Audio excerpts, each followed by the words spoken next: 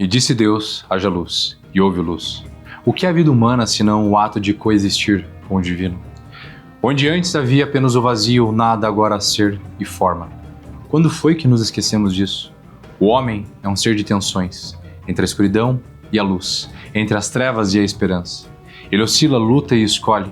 A cada ato, projeta o mundo e a verdade de sua alma, pois todo gesto é a cristalização do seu mundo interior. Olhar, por sua vez, não mente, revela, mesmo em silêncio, o que se é, ou o que se recusa a ser. O bem e o mal não são abstrações subjetivas, mas símbolos vivos de realidades concretas. Eles permeiam nossa existência, moldam nossa história e definem os nossos destinos. Neste vídeo, que você está prestes a assistir agora, adentraremos nessa batalha temporal por meio de uma análise simbólica do bem e do mal, que expressa o embate entre um homem e o demônio, inspirada na obra A Oficina do Diabo, da Brasil Paralelo.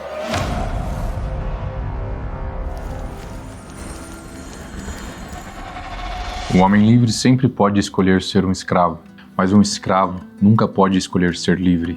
O livre-arbítrio, a grande dádiva e a grande maldição do homem, é a escolha que define tudo, ser ou não ser, como Hamlet. Avançar ou regredir, ele pode escolher a virtude, pode escolher o pecado, pode construir ou pode destruir. Mas veja bem, há algo curioso sobre a liberdade. Ninguém a perde de uma só vez. Ninguém acorda, num belo dia, escravo. Isso não acontece de repente. A servidão começa com concessões pequenas. Um pensamento aceito sem questionamento. Um desejo indulgente e justificado. Um compromisso adiado. Um pecado minimizado. E então, um dia, o homem percebe que está acorrentado. Que trágico, tão dramático. Mas você acha que realmente alguém percebe que está acorrentado? Não no começo, mas você sabe bem disso, não é? É claro que eu sei, porque a escravidão, meu jovem, a verdadeira, é doce. O homem não luta contra ela, ele a deseja, ele quer ser seduzido, ele quer se perder. Você fala em livre-arbítrio como se fosse um presente, mas ele é uma carga insuportável. Escolha é difícil, cansa. Pensar, tomar responsabilidade, que fardo cruel, a autorresponsabilidade, essa coisa toda, só deixa o homem mais pesado. E você sempre tão prestativo, né? Se oferece para aliviar esse peso na vida dos outros. Eu sou um benfeitor, meu caro. Eu ofereço a paz, ofereço o conforto. Eu digo ao homem exatamente o que ele quer ouvir como música para os seus ouvidos. E o que ele quer ouvir, afinal de contas? Que nada é culpa dele. Então é assim que você começa, com um sussurro macio, com uma justificativa racional, com uma desculpa conveniente.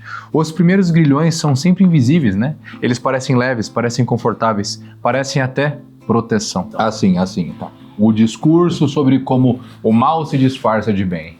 Tão previsível, meu caro. O que você não menciona é que a liberdade é insuportável. O homem quer um mestre. A única diferença entre mim e o seu deusinho é que eu sou um mestre gentil. Gentil? Mas é claro, eu não exijo sacrifício algum. Não imponho regras, eu não julgo, eu aceito todas as escolhas. Eu compreendo o homem. Você acha que ele quer carregar uma cruz? Machucar inteiro? Você acha que ele quer seguir um caminho estreito, difícil, cheio de provações e citar o caminho da elevação da alma? Não, meu caro. Ele quer se entregar. E eu apenas facilito o processo dele. Que cínico, né? Você não facilita. Você, na verdade, engana. Você vende servidão como se fosse liberdade. A serpente sussurra e seduz prometendo o conhecimento, mas a sua promessa é uma armadilha. Quanto mais perto você chega dela, mais se afunda na ilusão. Eva que sabe disso, né? Enfim, o seu método preferido é o da ilusão. E você começa atacando a vaidade, orgulho, você vai culminando em fomentar no peito do homem todos os pecados capitais, o pecado que cega. Finalmente, né? Agora chegamos ao espetáculo principal. Vamos falar aqui do nosso nobre Pedro, ao qual você veio, então, parece que defender e falar da sua ascensão. Vamos falar da sua queda gloriosa. Vamos falar de Pedro, então.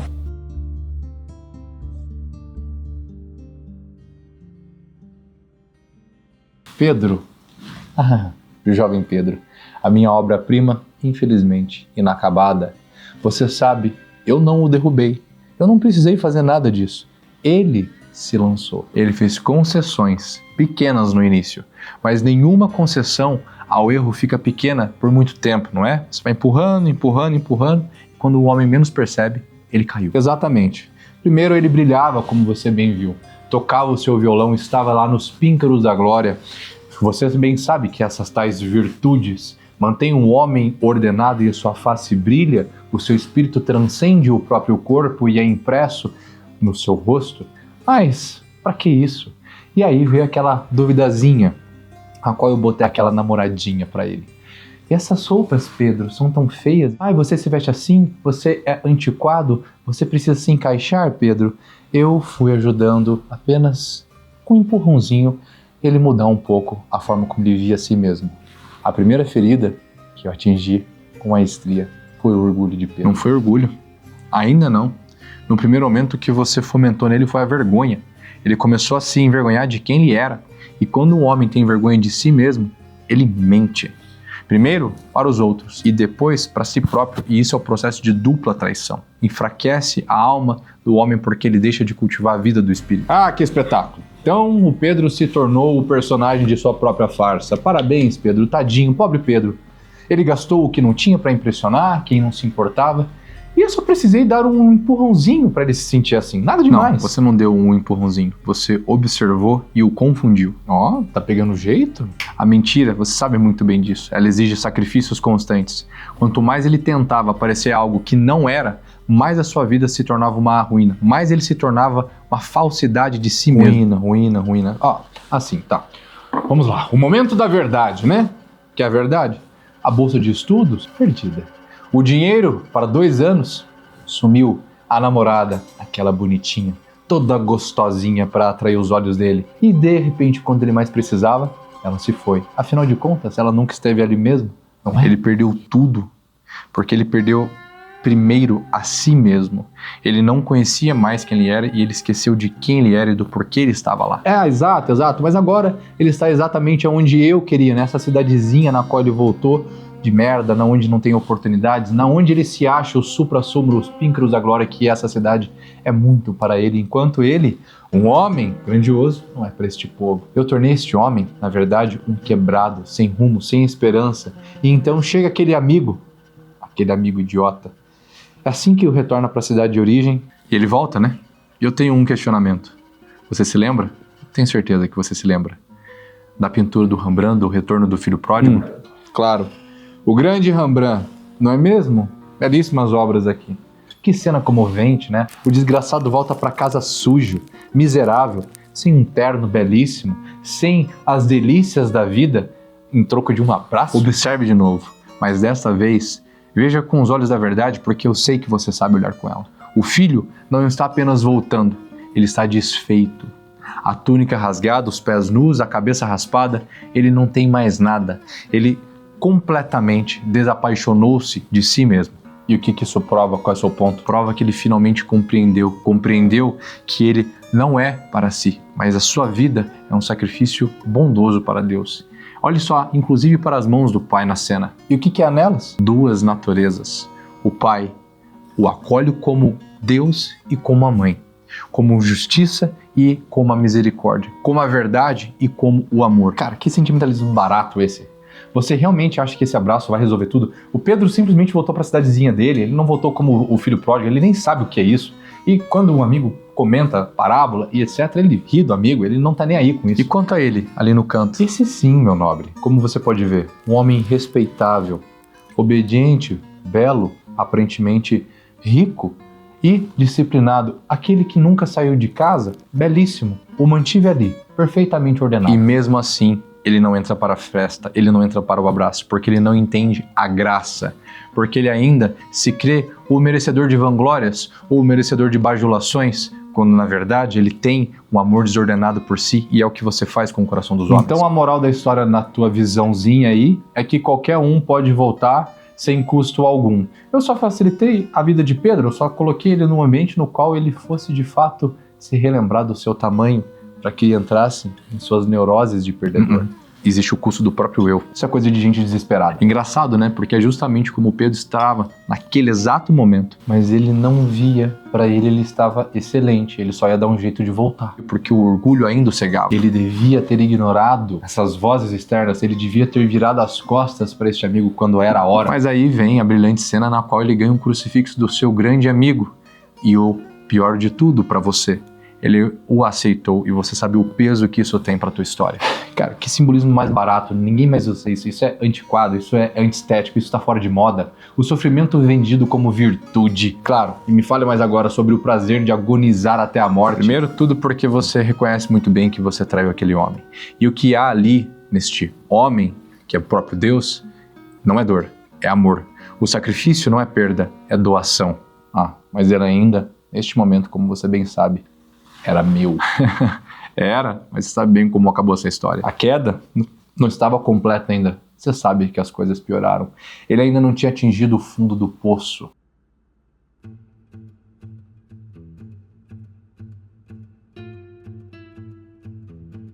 Bom, fundo do poço, Pedro estava caído, estava perdido, quebrado, brigando com todos, se achando superior quando não era, mas ainda não era o suficiente.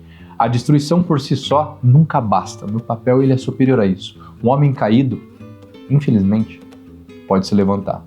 Ele pode perder tudo e ainda assim, como bem sei, buscar a luz. Isso, o que eu fiz com Pedro, era para que ele não retornasse. Isso é um risco inaceitável. E aí você faz aquilo que você faz de melhor. Você o confundiu. Agora sim você entendeu, meu caro? Você está começando a entender a forma como nós trabalhamos. Não basta destruir um homem, né? Ele precisa, antes de tudo, apenas estar confuso e duvidar da própria verdade e do que é a verdade. Perfeito, perfeito. A dúvida, meu caro, ela é uma virtude, ela é, olha só, é uma delícia para nós. Se bem usada, ela pode infelizmente usar a busca para o crescimento desses ordinários. Mas, quando plantado no solo certo que eu criei, meu caro, ele vira um veneno que paralisa. Eu não precisava que Pedro negasse a verdade. Eu apenas precisei que ele tivesse dúvida. É onde você criou a famosa verdade relativizada. Exatamente. Onde tudo é igual, onde todos podem, onde não há hierarquia e tudo é como se fosse numa horizontal, onde os símbolos se perderam e é onde a verdade e a mentira têm o mesmo peso, onde o belo e o feio têm o mesmo peso, aonde aquilo tudo que é de fato verdadeiro se perde por conta da sua criaçãozinha. Quem nega uma verdade pode ser convencido de outra no lugar, mas aquele que acredita que tudo é relativo, esse é maravilhoso, porque ele nunca encontrará nada e sempre acabará vazio. E para isso você usa a sua arma, a confusão. É assim, o caos. Veja, quando a mente de um homem é clara, quando ele vê a verdade de forma nítida, eu sou impotente, eu perco a minha força, eu perco o meu papel. E então, o que eu faço? Eu coloco ele no meio de uma tempestade, eu o coloco e provoco a discórdia e o caos. Assim, ele começa a duvidar com a mente cheia de barulho. Aí ele começa a hesitar, ele perde o chão. Na verdade, ele não sabe mais para onde olhar. Você retira o horizonte e a esperança do homem. E se ele não sabe para onde olhar, bingo! Ele também não sabe para onde andar. E eu passo o caminho certo para ele. E você começou relativizando o pecado. As virtudes e os bons comportamentos não são tão diferentes assim, não é? Sim, óbvio. Que bom que você percebeu até que não é tão burro. Esse é o coração da minha obra, meu caro. A discórdia é relativizar as coisas. Tudo tá tudo certo, tudo é a mesma coisa. Eu não digo que o pecado não existe, mas eu apenas sugiro. Não é tão grave assim, afinal de contas, que mal que tem fazer um negocinho? Você tava com vontade, você merece, não é? Você convence o homem de que o mal não é tão mal. E este é o problema. Porque o homem, a partir deste ponto, ele deixa de enxergar aquilo que é bom, verdadeiro e belo. Todo mundo faz. Quem é você para julgar? A relativização moral, meu caro, é uma beleza. Todos são idênticos, todos são iguais uns aos outros. Eu construí isso para que Pedro acreditasse, então, que ele era um certo homem mais intelectualizado, mais superior, mas que ao mesmo tempo ele assumisse para si. Bom, todos fazem, por que não? Talvez pagar essa conta, sair com mais uma, sair com outra, e cá estamos nessa conversa. E com isso, você o prendeu nos seus sentidos, você o prendeu em seu próprio ventre, nos prazeres imediatos. O homem é feito de espírito, alma e corpo. Mas, quando eu consigo fazer com que ele viva apenas na carne, no seu corpo, no seu ventre, o corpo grita mais alto, meu caro, torna o homem escravo de seus sentidos imediatos, e ele se perderá. A vida hedonista, um brinde a ela. E você trocou o infinito pelo imediato. Ele aceitou a troca, mas pelos prazeres rápidos. E ele não parou de sentir, como você bem sabe. E aquele que sente, ele ainda pode acordar. E este é o maldito coração humano que aquele carpinteiro, instalou nesses filhos da... Foi por isso que você precisou agir novamente ou confundindo de novo. Sim, e eu ainda tinha uma última carta. Eu traria a ordem. Ordem? Você? Mas uma falsa ordem, né, meu caro? Uma vez que eu faria se perder de vez, plantando para ele que as coisas estavam bem, mas estavam tudo, na verdade, num sereno desespero para que a sua alma não despertasse.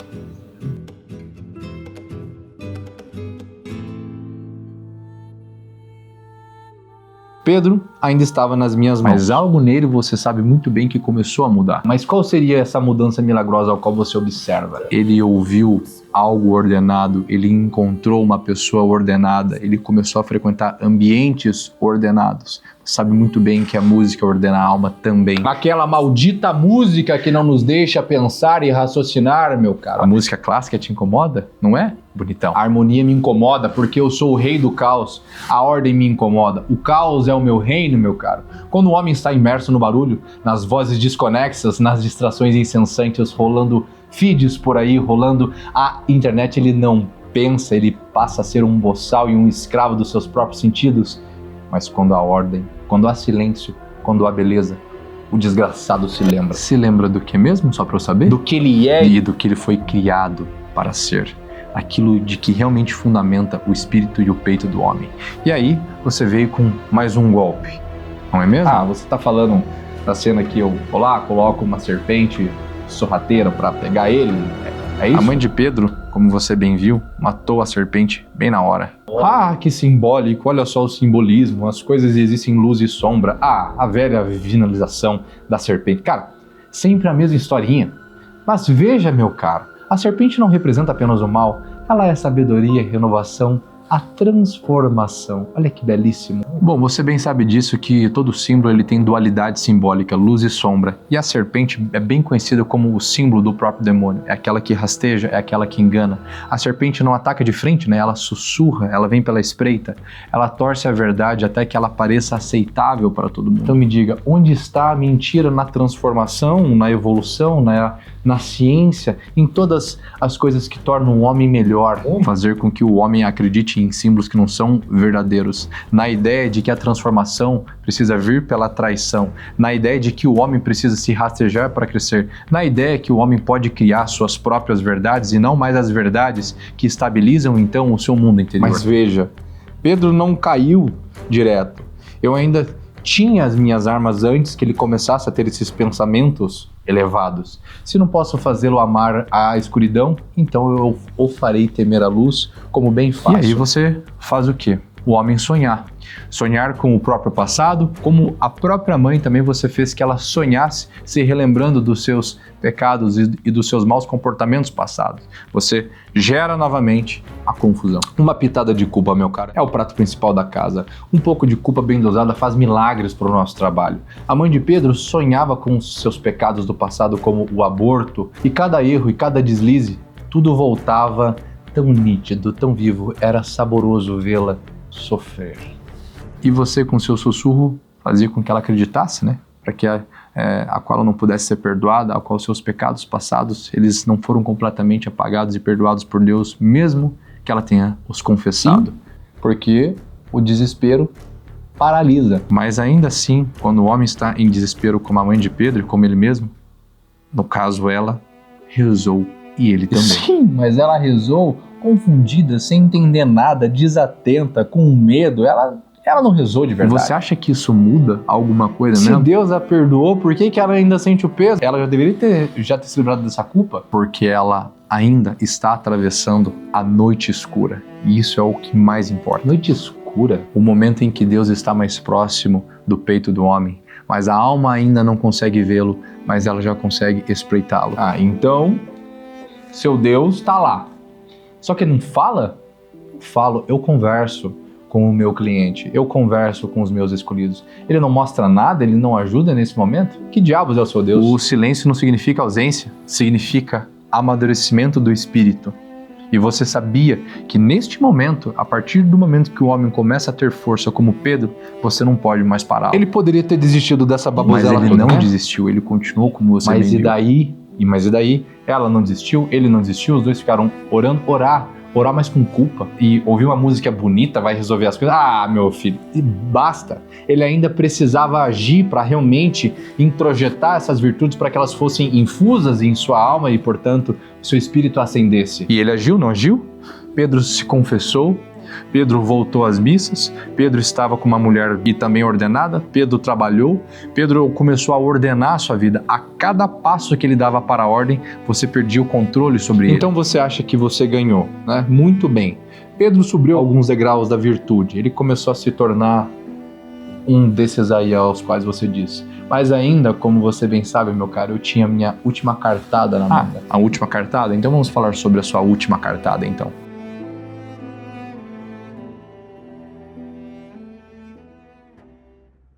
Pedro estava subindo, lentamente. Ele oscilava como uma corda de violão tocada.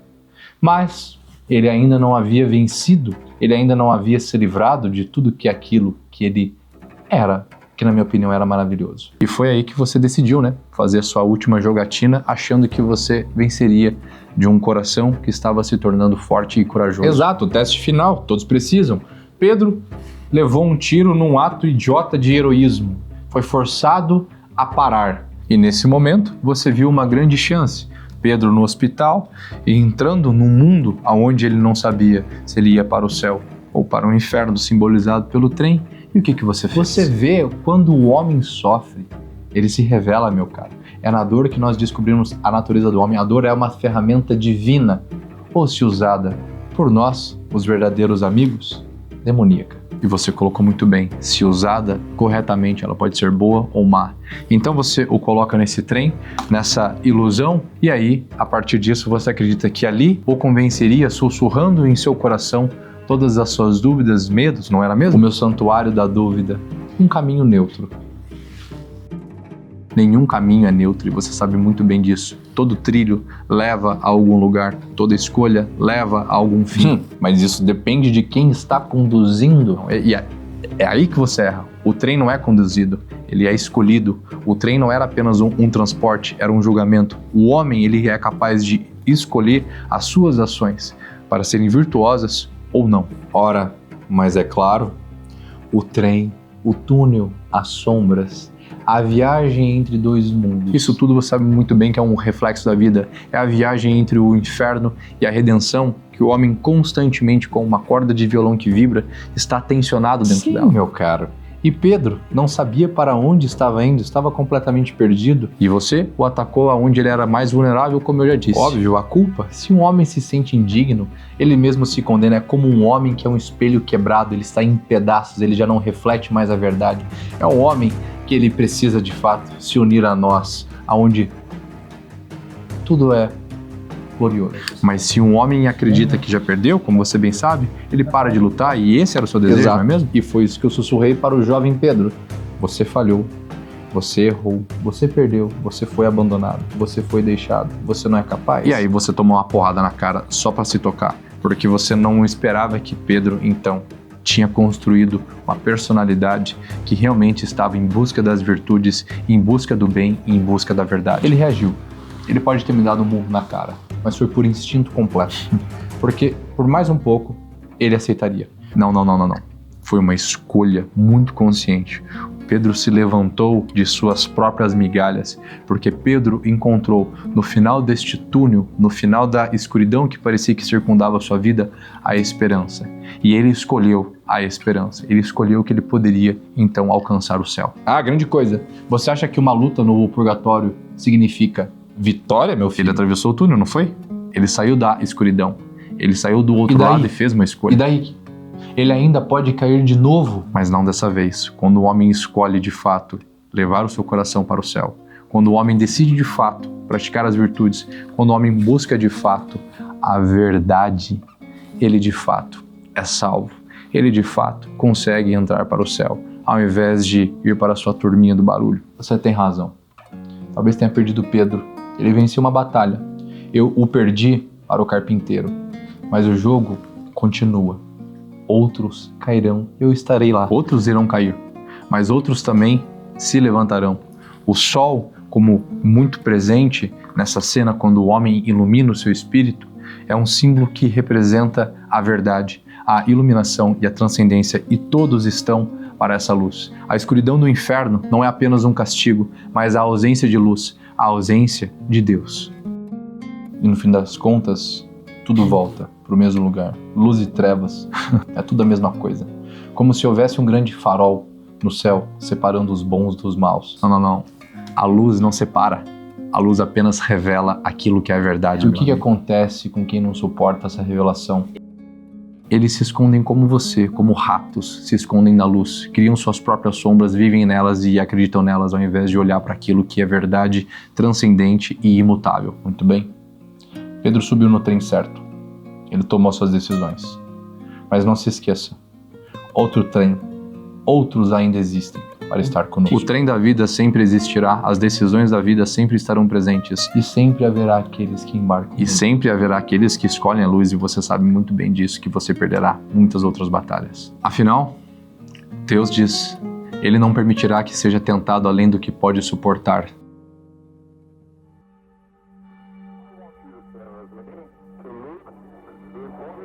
E ele foi embora.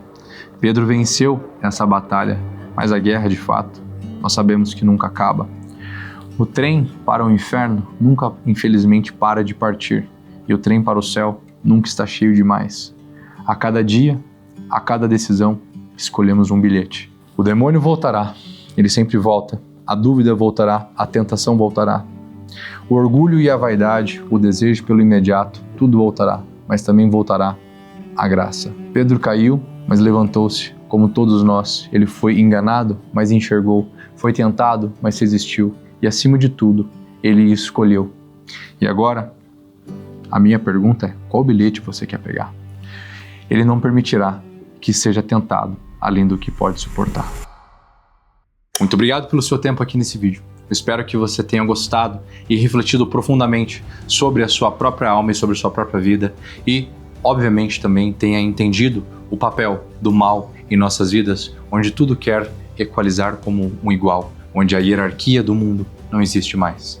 Eu termino com uma frase de um poema da Adélia Prado, onde ela diz: às vezes Deus me tira a poesia, olho para a pedra e vejo só pedra mesmo. Este mundo atual, ele é um mundo, infelizmente, onde as pessoas estão abarcadas pela matéria, pelo cientificismo e pelo hedonismo, onde elas se esqueceram dos símbolos, e os símbolos são o caráter no qual conseguem permear a alma e torná-la estável e ver a verdade. Eu espero que você tenha gostado do vídeo. Deixe o seu like, se inscreva e até a próxima.